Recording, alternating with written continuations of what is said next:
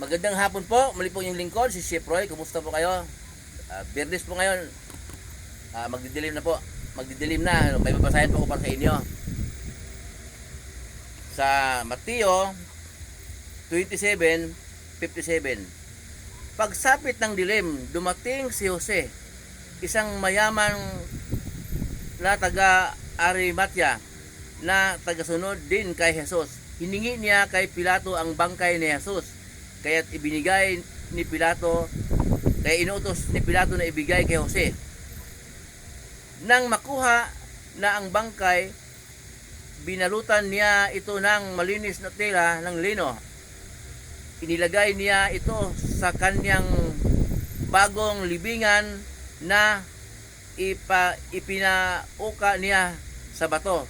Pagkatapos, iginulong niya sa pintuan ang isang malaking bato na pangtakip, at saka umalis na roon sina Maria Magdalena at ang isa pang Maria na nakaupo sa tapat ng libingan. Opo.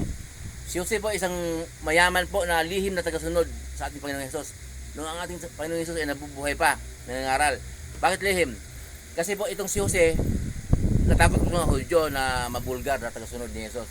Pero mayaman po to, ginagalang po to. Kaya alam ni Pilato na mayaman, bigating tao. Nung hiningi ni Jose kay Pilato ng bangkay ni Jesus, binigay naman. At ito pong Jose, ibang Jose po to ha, hindi Jose asawa ni Maria, Joseng mayaman. Kasi po noong panahong yon, kinabukasan po kasi ay araw ng pamamahinga, pista ng Paskwa nila ng mga Hudyo. Kaya kailangan kinabukasan walang bangkay na nakasabit. Kung mayroon mang nakasabit na bangkay na walang claim na kabag-anak, itatambak na po nila doon. Kaya doon sa lugar na yon, maraming bungo. Parusahan yung mga makasalanan at mga kriminal, parusahan sa krus. Yung krus po hindi simbolo ng kamatayan ng ating Panginoong Hesus ha.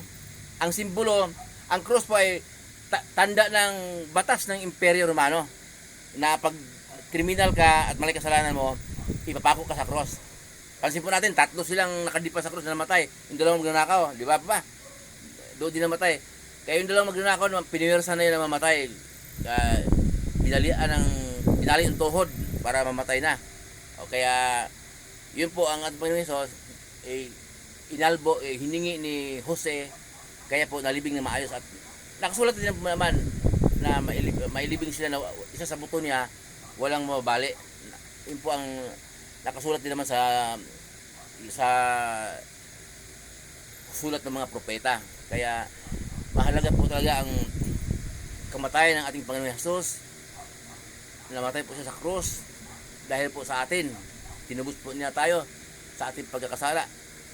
Kaya manampalataya po tayo kay Jesus na siya ang ating tagapagligtas. Kasi sabi po ng Bible, kung walang kamatayan